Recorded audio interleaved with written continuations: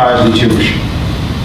Someone who's identifiably Jewish, who wears a kippah, walks on the street with a very different sense of their own safety.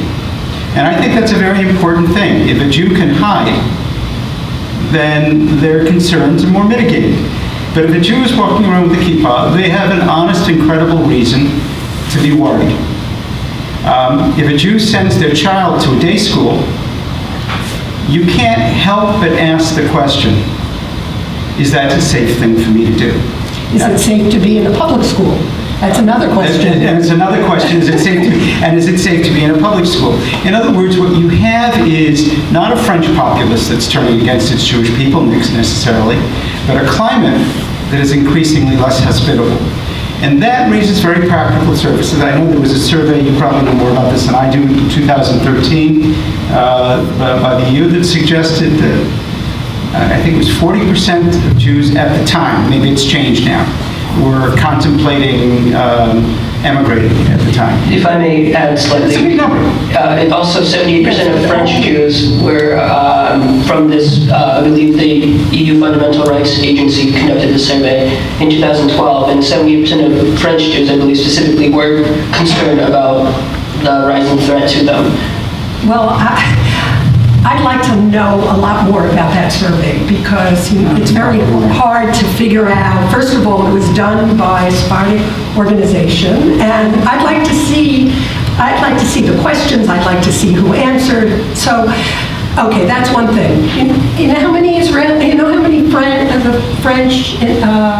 moved to Israel in the first 6 months of 2015? No, but you do. Okay. You know, we're talking about 5,000 people. We're not talking about hordes of people. It's very hard. People don't want to pick up and move to another country. And Israel's got its own problems. We all know that. I watch French news, and there's Ra'anana has a large Jewish community from France, from South Africa, from the United States, from Australia, and there was a stabbing there. And so Teve Sang, the French news person, interviewed a French woman and said to her, "Do you feel any safer here?" And she says, "Not now. Not now." So the situation, I mean, you can go to Canada. It's not easy to go to the United States. It's not easy to get into this country. So the choices are much more complicated than just picking yourself up and going to Israel. I agree with everything. I think the only question that I'm focusing on is the issue of climate.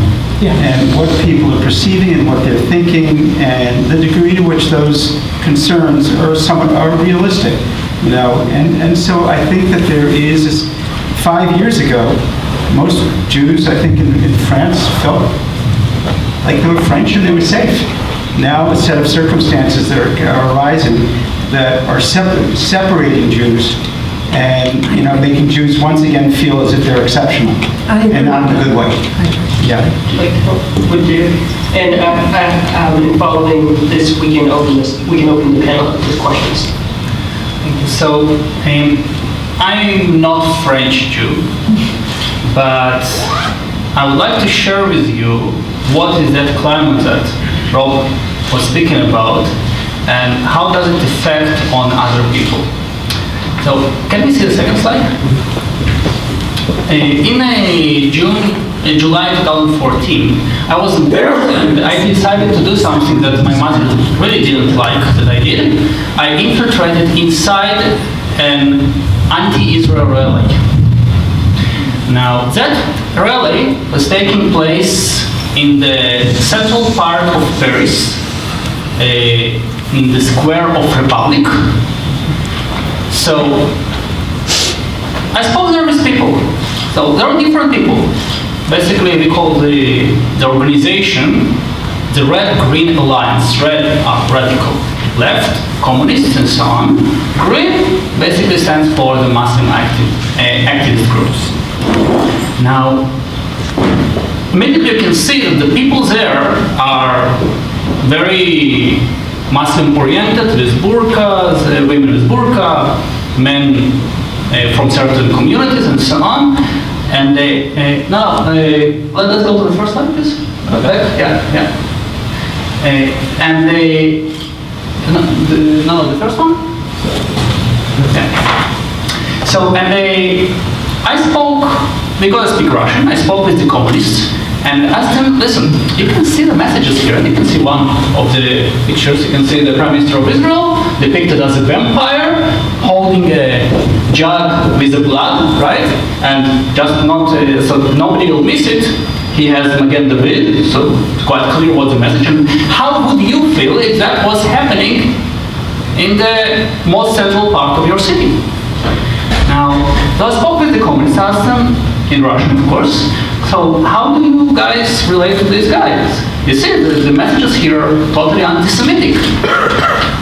Can we go to the next slide? And another message, so Israel equal to the Nazis. Nazis are the ultimate evil. Israel is ultimate evil, and of course the French Jews, as a consequence of that, are representative of that evil. Can I go to the third slide? You can see there is a guy preparing a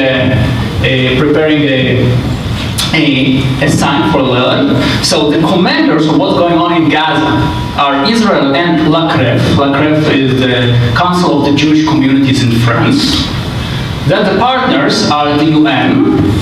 Propagandists are French 24 and other media networks.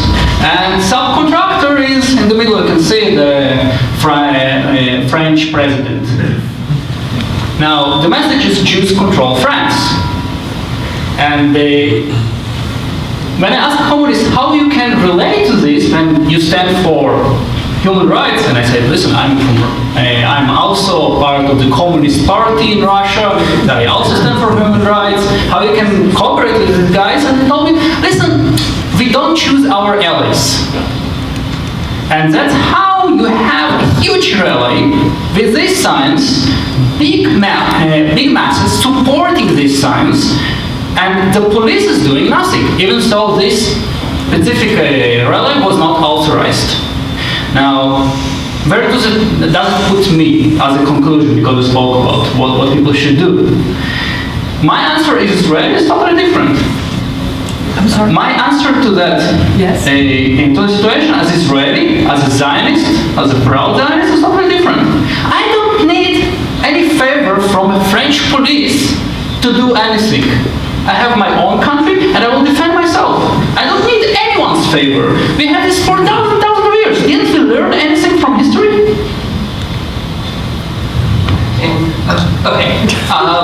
So thank you for the panelists. We'll now open up the discussion to questions. And both these microphones will be used as questions. For questions. I just want to say that it's exactly as the beginning in the early 30s. You actually see the same pattern as the early 30s. Unbelievable. Except, can I say one thing? Except in Germany, the Nazis had won, and they're running the government.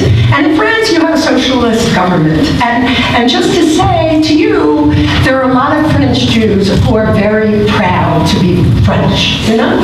And you just can't write that off and say, your place is in Israel. I mean, they are very grounded in France, and they see themselves as French Jews. Just, you know, I went to visit Poland. I went on a roots trip, and I had a dinner with a whole group of Poles, and this guy who had come from Krakow before the war got up and looked at them and said, how can you stay here? There's nothing for you in Poland. And he got up, one young man who spoke very good English, said, I want to try to recreate something in Poland. You have to respect people like that, you know, and not write them off. Anyway, hold on to this. Yeah, definitely. I definitely agree. And I think people who decide to remain and to fight, despite all the challenges, deserve all the respect we can give them and all the support we can give them. Right. I'm speaking about my personal conclusion. When I see my future, when I see the future of my future children, I don't want them to be in that environment and to be that kind of people that depend on somebody else. I want to control my own fate. That's my choice. That's your choice. Yeah. Thank you. And once again, we'll open it up to questions. Hi, Professor Vichniac, so you just mentioned that a lot of Jews and France feel very proud about their Jewish identity and Jewishness, and you did speak about various choices that folks in Europe are facing, whether immigrate to Israel, Canada, other great places.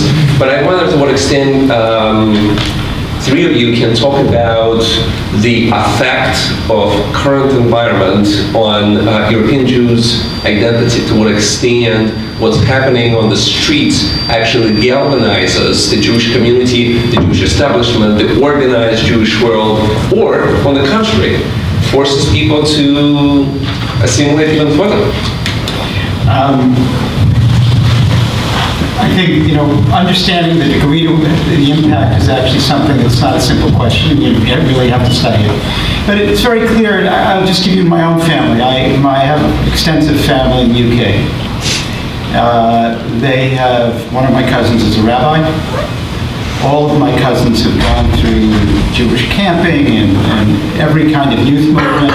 They've all spent their years in Israel. One of my cousins moved to Israel. My family, at this point, will not talk about Israel publicly. To talk about Israel in a public format, and they're all professional people, they're all engaged, is to risk prompting contempt and very difficult moments that they're not prepared to have, prepared to deal with. Their views vary. Some people are much more on the left. They're very critical of the government. Some people less so in Israel. But the environment has become, for them in many respects, toxic. I hate to tell you that on many American campuses, That's absolutely that true. is true as well. Students who identify with Israel feel under siege. Increasingly so. I think, but to the extent there's a difference, it's that phenomena hasn't seeped into the larger cultural discourse. It's a campus phenomena that in places like Massachusetts is seeping a little quicker. But I think you're absolutely right. Yes. In France, the Jewish organization, I can only speak of France because I'm really not an expert on anything else. And I too, my husband's French. And I have a lot of French Jewish family. So the organizations that are strong in France now come out, well, first of all, there's a consistoire, which was created by Napoleon at the beginning of the 19th century, that represents the religious organizations in France, the synagogues, the rabbis, blah, blah, blah, blah, blah. And then there's the CRIF, which is the Conseil, the representative council of the Israelite community, which is the word for Jews, mostly actually referring to the old French Jewish community. But anyway, they represent the Jewish community. And they have been very, very active, extremely active. And I don't know if I would say, I think if you compare the Socialist Party's response under Mitterrand and Jospin, which I don't know how many of you remember, there was this horrible incident at Carpentras, which is one of the oldest Jewish communities in France. Some vandals went into a Jewish cemetery. They dug up a corpse, which I think that the socialist government did not respond in a strong manner then, compared to what's going on now. I think that Valls and Hollande are out there to try to protect the Jewish community. And so, and this connection between the Jewish organizations and the government is very strong. I think that's true. France is the only country in Europe that has actually appointed somebody who reports to the Prime Minister on securing the status of Jews. France is unique in that respect. Okay. Oh, sorry. I would like to add another insight to what we heard. So, I speak to a lot of audiences in Europe, and I spent 2 months in Rome studying there in a university. I was in Paris, I was in London, and unfortunately, everywhere I see the same picture. People who do, and of course I'm generalizing, identify themselves openly as Jews and taking part, active part in the communities are usually more, I would say, aged people. So when you come to talk like that in Europe, you'll see audience mainly over 50s, maybe middle 40s. You will not see young people. And you don't see Jewish leadership on campuses almost doing something actively. And we must understand that these students are on the front lines because the campus, by definition, is more intense and more radical in the discourse. And we should think how these people be in 10 years, in 20 years, if today it's inconvenient for them and unsafe for them to identify openly as Jews, what would happen in 10 years, 20 years when there will be heads and parents of families? So that's a question that I'm putting. I don't have an answer. Yes. Brilliant. I wanted to hear your take about the dominant kind of anti-Semitism you see in Europe today. Is it the good old-fashioned anti-Semitism? Is it bowing their heads in fear of the Muslim community, or is it just, clear their conscience from what happened 60 years ago? Which is the ruling one? Well, I can only speak about France, and I tried to touch on that. It's a combination of the old right, the fascist right, and there is a fascist right in France, and the extreme left. And then on top of that, you have Muslim anti-Semitism, and it is a phenomenon. And as we have said, it kind of gets wrapped around the Palestinian-Israeli conflict. So whenever things become problematic in Israel, Gaza, the West Bank, the number of incidents go up. So Israel's the masquerade. Masquerade. It's the hatred against the Jews masquerade as opposing to Israel's policies. Right. You want to say something? It's a huge question. I couldn't even begin to answer the question, except to say that I agree. I think there are many drivers of anti-Semitism. I think Jews, certainly us here, but people who are living closer, have what I think is a reasonable fear that the anti-Semitism that they're witnessing is not just about people who are angry about circumstances in Israel, but that it's rooted much more fundamentally in archetypal views of Jews as the keepers of evil in our world.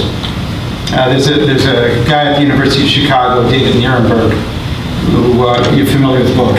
Yeah, and so you understand what I'm saying, is that the concept of the Jew has a place in society that is much more meaningful than we often assume, particularly in liberal societies where we believe that we're all equal.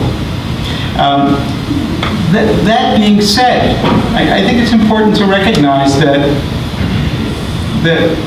people in France, some people may be drawn to anti-Semitic ideas because of hostility to Israel, and some people may be drawn to that hostility because it is about Jews, as Dave was pointing out. I think that's very clear.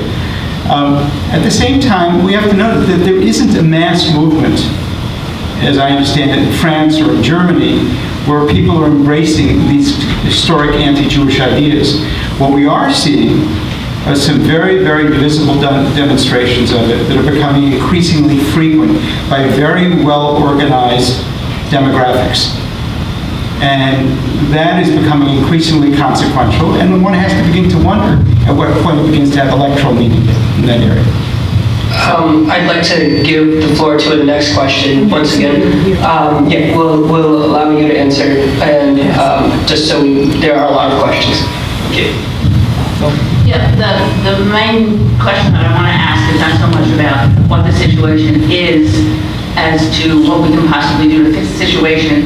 It sounds a little bit like the Jews being the canary in the coal mine kind of situation, that there are all different kinds of hatreds in the world, and unless we grab them before they become big mass movements, it's much harder to interfere with a protest that involves 600,000 people than to talk to students in small groups in colleges.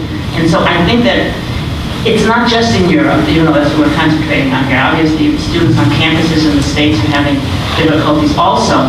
And I was very impressed with what David said about how in a small way, a small number of people can have a big impact it's not a matter of just arming yourself to go out and fight. It's a matter of winning over people's brains and their feelings. And I just think students here and in Europe, and maybe they need support from other organizations, not so much on a political level, but what on a personal level people can do to do something useful.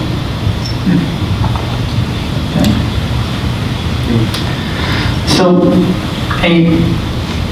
thank you very much for this question, because this is the 1 million question. If you have the answer, maybe we'll manage to change the world for better. I think the first step is to realize what we are facing. The fact that you all came here is very important. I hope that you'll spread the message, because my last year in Harvard, I tried to engage people and tried to tell people what I saw in Europe, and fortunately the situation in the US is totally different. And students don't actually get inside that world that is happening in Europe. So the first step is awareness. Second step is to realize, in my opinion, what is causing it. So we spoke about anti-Semitism, but there is also an important part is to understand what is the ground, why it grows. And in my opinion, that something has to do with how Europe today, the society in Europe perceives itself. The whole discussion about human rights, which became very, very, very important, and the branding of Jews as some kind of evil that opposes the human rights, which is today done by radical left-wing organizations, not only Muslims. Remember, in the past, in the 1930s, we spoke about radical right. Today, we speak about radical left. And they present it in such message that, listen, we are for human rights, we're for universal values and so on. So, for somebody who opposes these messages, it depicts him in a very negative light. So we need to understand what is the language that these organizations are speaking. The next step would be organizing a leadership, a young leadership. I don't know how to do it. Definitely funds are required to do it, but not only funds. We need people who are willing to take that on themselves. We need young people. And maybe, as I've seen in Brighton, the key, using the internet, using the social media in order to get more and more people engaging. But that's something that requires a very serious attention to develop a policy. A very big organization, perhaps AGC would be willing to take it, that will work on leadership and support these people in the field and will run forward. You want to say something? Well, I'm going to say something that what David's talking about is grassroots organization on the part of the Jewish community to confront anti-Semitism, which is very, very important. And but the problem in France is an enormous problem in terms of the situation of Muslims. 40% of Muslim young men or young people from the age of 20 to 30 are unemployed. Okay,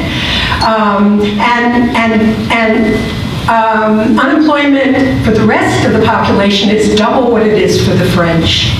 de couche, you could call them, the normal French people. And there are so many different things.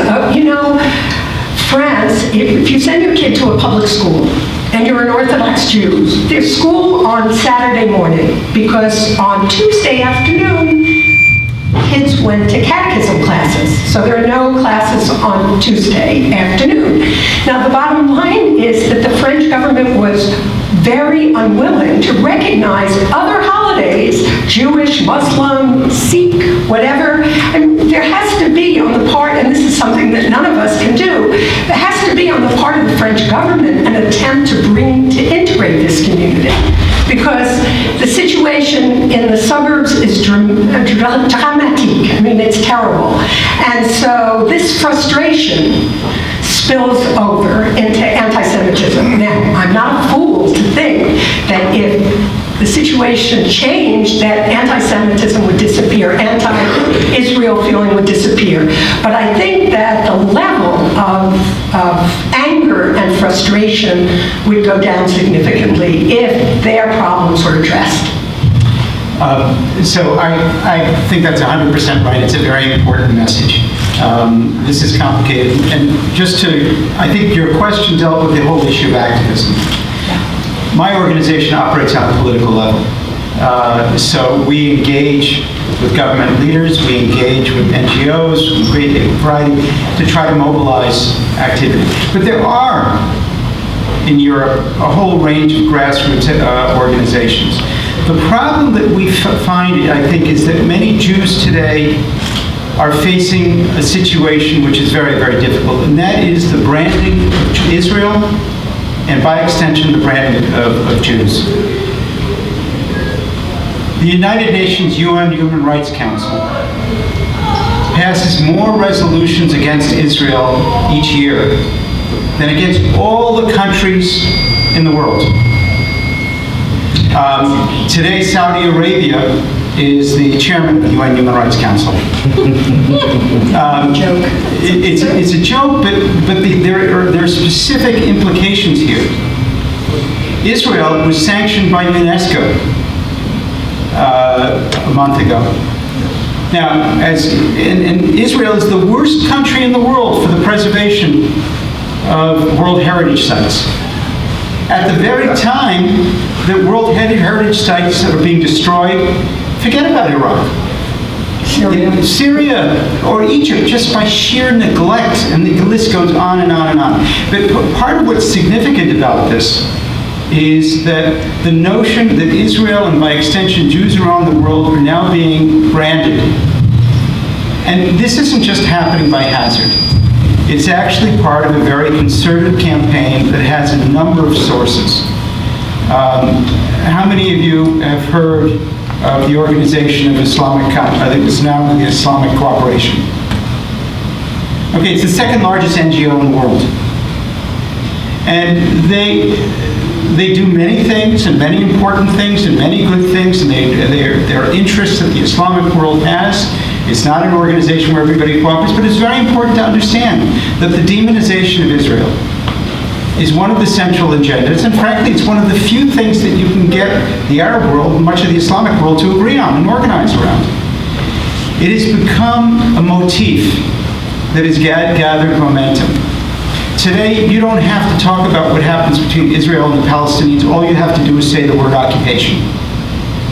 It's a branded concept with all kinds of associations that have been built around it. I think part of the challenge that Jews are facing in places where they're relatively small, vulnerable communities is that in the face of these ideas, which now have currency, and sometimes edge into the ridiculous, and sometimes reflect on real things that happen that people object to, it's very difficult to defend yourself against these ideas. And I think that sometimes we use the word anti-Semitism to describe it. But I think a lot of people who respond to this kind of branding are actually responding to a visceral sense that words like occupation are bad. There's something wrong with it, and we have not been successful in communicating that, in fact, the conflict in that area is about many things that are much more complex. And so I think we're facing a cascading sense of challenges. that are beginning to compromise the status of Jews in parts of the world. And part of the work that we do is to strengthen those Jewish communities. We have association agreements with 31 Jewish communities around the world. We engage with them actively. We engage with the governments. And by the way, it does work. Everybody is not against us. Many people understand the complex circumstances we are. But I think that we've moved into an age where the challenges that the Jewish world face are complicated, and yes, it is seeping into anti-Semitism in many places. Thank you. And we'll take these last two questions before we go, and let's have maybe one or two answers. Thank you. All right, I'll try to be brief. I was going to ask primarily the question of how it's possible in this day and age that this kind of anti-Semitism that is not related to Israel is able to always sort of reappear like a phoenix out of the ashes, right? That literally, that there is, and let me give you an example. I mean, in Germany, for example, anti-Semitism appears often, or almost always, most virulently in communities that have no Jews. There are no Jews, but there's anti-Semitism. And it is, so it clearly has nothing to do with Israel and nothing to do with specific people wearing kippah. It doesn't, you know, and yet people say these things like the Jews control the media, the Jews control the government, the Jews control everything, right? What's the right-wing extremists here in the United States call it the ZOG, right? The Zionist Or occupation. organized something. I keep forgetting. And so I think that's a really interesting question. What is it about this anti-Semitism that is so malleable for new generations, new communities anywhere in the world to sort of latch onto and use? But I also want to emphasize the optimism. I went to Germany last year and with a whole group of students, and we went to a center run by a Turkish educator for young Turkish men about anti-Semitism, right in Kreuzberg, Berlin, Kreuzberg, which is, you know, a big part of Berlin, highly Muslim communities in Berlin. And he does an amazing amount of work and wonderful work with these young guys, often people who come from Libya or Lebanon or Syria and have, you know, been brainwashed in their youth with very, very anti-Semitic education and who are completely clueless about the truth and the realities, but who, when educated, actually become very reasonable people that actually help him then educate others. His problem is he doesn't get any money from anywhere because it's a Muslim organization, right? Jewish organizations don't look for Muslim organizations as the place to go